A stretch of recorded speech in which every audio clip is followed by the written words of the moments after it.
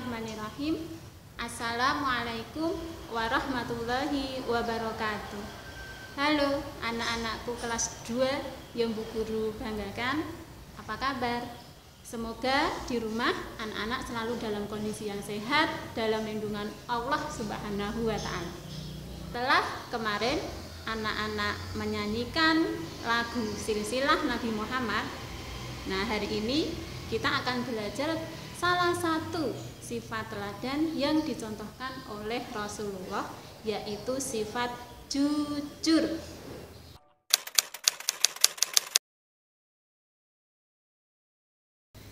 Jujur maksudnya adalah mengatakan yang sebenarnya tanpa dikurangi dan tanpa ditambah-tambah. Sifat jujur ini sangatlah mudah untuk dipraktekkan, asalkan dalam diri kita ada kemauan.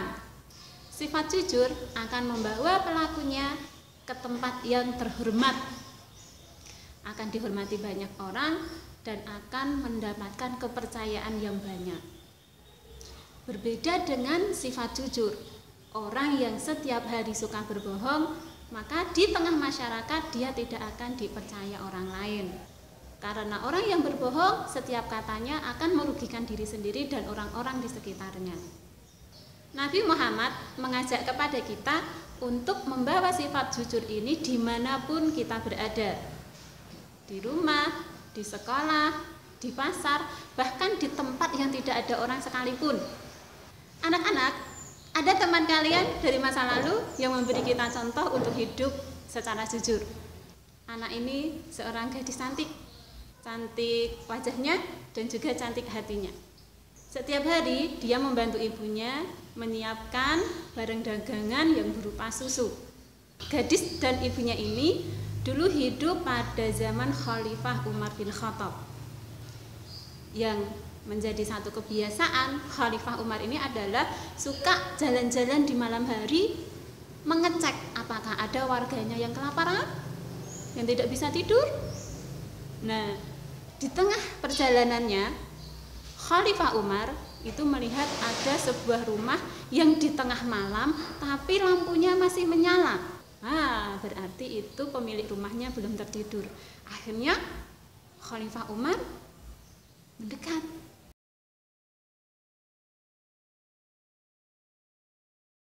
Begitu sampai di rumahnya, Khalifah Umar mengintip apa yang dilakukan oleh pemilik rumah itu di dalam.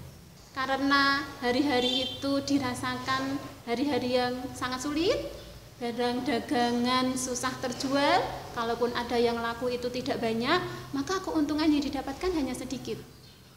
Nah, kemudian terbesit itu cara kotor dari ibunya. Si ibu pengen mencampurkan susu dengan air supaya susu yang sedikit itu jumlahnya berubah menjadi banyak. Kemudian dijual, laku dan untung banyak. Nah, sang ibu pun mengajak anaknya untuk melaksanakan aksi jahatnya. Ayo nak, bantu ibu. Kan nggak ada yang lihat. Khalifah Umar juga nggak lihat. Khalifah Umar juga nggak lihat.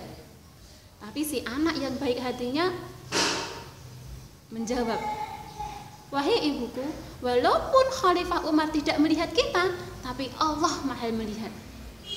Saya tidak mau melakukan kecurangan yang menyebabkan Allah murka kepadaku.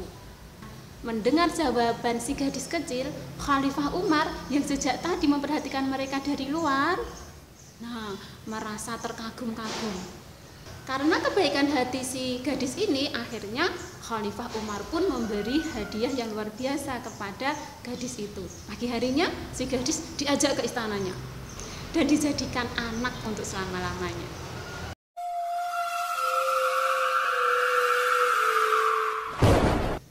Nah, anak-anak, selain di tempat yang sepi, jujur juga harus dipraktekkan di tempat yang ramai seperti pasar. Seperti yang dicontohkan oleh Rasulullah SAW. Rasulullah yang berprofesi sebagai pedagang yang menjual barang-barang dagangan, beliau pun menerapkan sifat jujur di setiap transaksi pembelian dan penjualannya.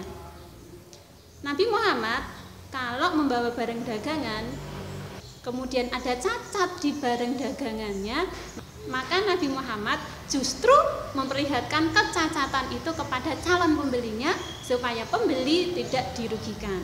Bukan hanya sekali, 2 kali, atau 3 kali, tapi setiap kali beliau menjual barang dagangan, kemudian ada kerusakan di barang dagangannya, disampaikan itu kepada pembelinya.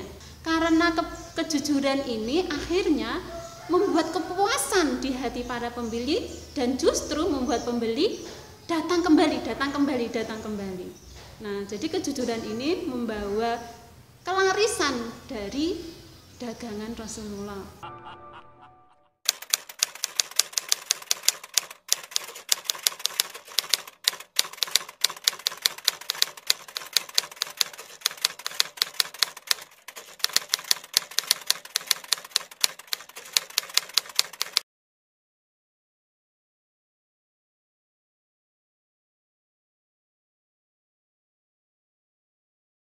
Nah, sampai di sini saja pertemuan kita hari ini tentang kejujuran. Semoga anak-anak bisa mempraktikkan itu di mana saja dan kapan saja. Nah, demikian saja ya anak-anak pertemuan kita hari ini. Ada salah dan kurangnya Bu Guru mohon maaf. Insya Allah kita sambung lagi di kesempatan-kesempatan selanjutnya. Jaga kesehatan, jaga imun, dan jangan lupa sholat. Dari Bu Guru, wassalamualaikum warahmatullahi wabarakatuh.